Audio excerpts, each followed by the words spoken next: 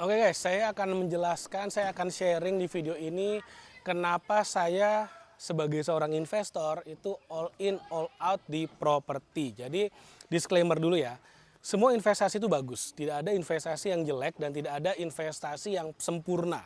Tidak ada investasi yang one fit all. Jadi semua pasti ada plus minusnya.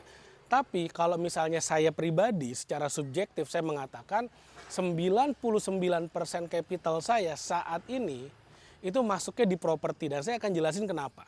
Oke, jadi yang pertama kita harus paham bahwa dalam setiap investasi itu ada dua jenis passive income. Investasi itu pasti kita mengharapkan dapat passive income. Nah, ada dua nih jenis passive income. Yang pertama itu adalah passive income yang disebut dengan capital gain. Capital gain itu gampangnya gini, beli murah jual mahal, beli 1.000 jual 5.000, itu namanya capital gain. Harganya naik, jadi saya tidur, properti saya dijemur gitu aja, harganya naik. Jadi kalau saya dulu beli tanah misalnya harganya 100 juta, sekarang ditawar 700 juta. Nah, contohnya, dulu saya pernah membeli sebuah tanah di Bali Selatan. Itu saya beli harganya 1 juta per meter. Dalam 1 tahun, kemarin baru-baru ini ditawar orang 7 juta per meter. Jadi naiknya udah 7 kali lipat. Saya bilang oke saya jual, ketika saya setuju saya jual, saya udah dapat passive income 700 juta atau bersih untung sekitar 600 juta rupiah per 100 meter. Nah, yang menarik adalah dalam properti itu ada passive income yang kedua. Passive income yang kedua itu adalah yang namanya cash flow. Kalau tadi misalnya saya jual tanah, saya beli tanah 1 juta, saya jual 7 juta, saya dapat 6 juta per meter. Untungnya, saya belinya 200 meter, saya dapat untung 1,2 miliar untuk lahan saya. Nah, itu adalah capital gain. Kalau cash flow, ini yang menarik. Cash flow itu saya beli properti, saya diemin tiap bulan ngasih duit. Nah, itu kalau kita bicara cash flow entah tiap bulan, tiap tahun, atau bahkan tiap hari. Gimana caranya biar bisa sebuah properti ini ada cash flow-nya?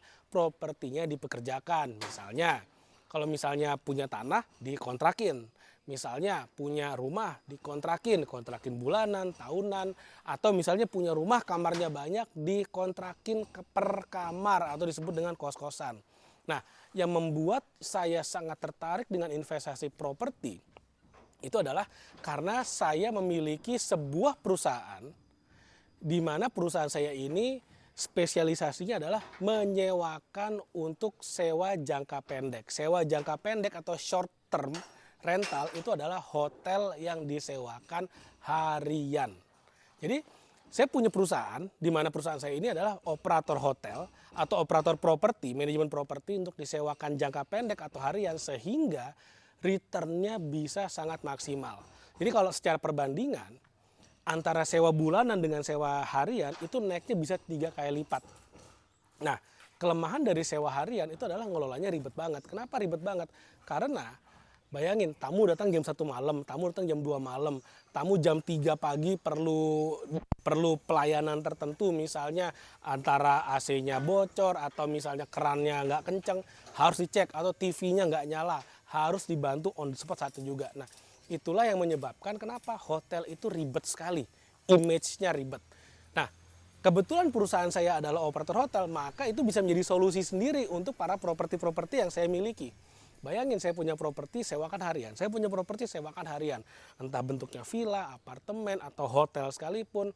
Makanya kenapa buat saya solusi untuk bisa mendapatkan return tertinggi dari properti itu sudah dimiliki. Makanya saya pribadi secara subjektif sekali lagi mengatakan investasi yang paling menarik buat saya itu adalah properti.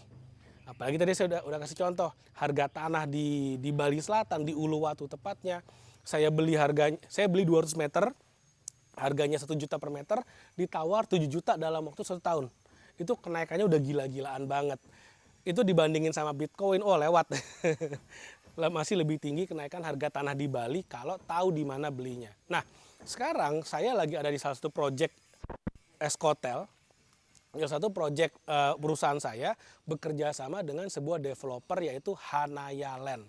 Di mana di sini kami membangun 24 properti yang masing-masing itu ada yang 4 kamar dan ada yang 8 kamar, di mana nanti kamar-kamar ini satu-satu nanti itu akan dikelola sepenuhnya oleh Eskotel, oleh perusahaan saya. Yang memang kami spesialisasinya sekali lagi melakukan yang namanya sewa harian atau short term rental, sewa harian. Nah, jadi kalau nanti para investor yang berinvestasi di proyek ini bisa mendapatkan return yang menarik banget. Saya kasih hitung-hitungannya contohnya. Ini harga propertinya yang besar, 8 kamar itu adalah di bawah 2 miliar. Anggap aja 2 miliar harganya. 2 miliar, dapat 8 kamar. Anggap aja misalnya, dari 8 kamar itu kita sewakan per hari antara 200 sampai 300 ribu. Ambil tengah-tengahnya 250 ribu. 250 ribu dikalikan 8 kamar itu artinya potensi income harian per harinya itu adalah 2 juta rupiah. 250 ribu dikali 8, 2 juta rupiah. 2 juta rupiah per hari dikalikan 30 hari itu adalah 60 juta. Kita turunin okupansi rate-nya jangan 100% deh, anggap aja 80%, dikurangin biaya operasional, dikurangi manajemen fee dan segala macam. Anggap yang diterima oleh owner net bersihnya itu adalah 50% dari omset. 50% dari omset. Nah, apa yang terjadi? Artinya dari uang 60 juta omsetnya itu tinggal 30 juta yang diterima oleh owner. Nah, 30 juta per bulan yang diterima oleh owner dibandingkan dengan 2 miliar yang diinvestasikan untuk membeli unitnya itu sekitar 1,5%. Oke, jadi 1,5% return on investmentnya per bulan. Anggap aja kita turunin lagi deh, kita turunin 30% lagi. Jadi dari 1,5% menjadi hanya 1% aja per bulan. 1% per bulan atau 12% setahun itu baru dari yieldnya saja. Belum dari capital gain-nya yang harganya pasti naik setelah bangunannya jadi. Keuntungan kalau kita invest di awal sebelum bangunannya jadi, itu capital gain-nya tinggi banget. Karena bayangin kita belinya seperti ini, bisa lihat, nanti ketika bangunannya udah jadi, di appraise itu udah nggak 2 miliar lagi. Apalagi kalau misalnya nanti bisnisnya udah jalan, udah ada cash flow-nya, itu pasti appraisalnya makin tinggi lagi. Sehingga capital gain-nya pasti banyak untuk para investor awal yang masuk. Nah, lalu kemudian sekarang bayangin 1% per bulan dari yieldnya aja, belum dari capital gain-nya, dan 1% per bulan dari yieldnya, dari cash flow-nya itu hanya di tahun pertama. Karena tahun kedua, tahun ketiga, tahun keempat dan seterusnya harga sewanya pasti naik, average room rate-nya pasti naik, sehingga income-nya sangat berpotensi bisa tinggi lagi untuk tahun kedua, tahun ketiga dan seterusnya. Nah, kalau kamu ingin mendapatkan keuntungan yang maksimal dari proyek seperti ini, cara paling gampangnya adalah dengan cara invest di awal. Jadi investor awal, jangan nunggu jadi baru invest karena harga pasti udah naik jauh sekali. Nah, kalau kamu mau invest cepet-cepetan, karena gini, ini unit sangat terbatas. Dari awal kita launching 24 unit, sekarang sisa kurang dari 5 unit aja. Cepet banget, dalam waktu 2 bulan saja udah mau habis nih. Nah, jadi kamu harus cepet-cepetan. Gimana caranya? Nanti silakan di WhatsApp aja untuk kamu bisa mendapatkan info lebih detail lagi tentang proyek Hanaya Sweet Room ini. Oke, terima kasih. Sampai ketemu lagi di video berikutnya.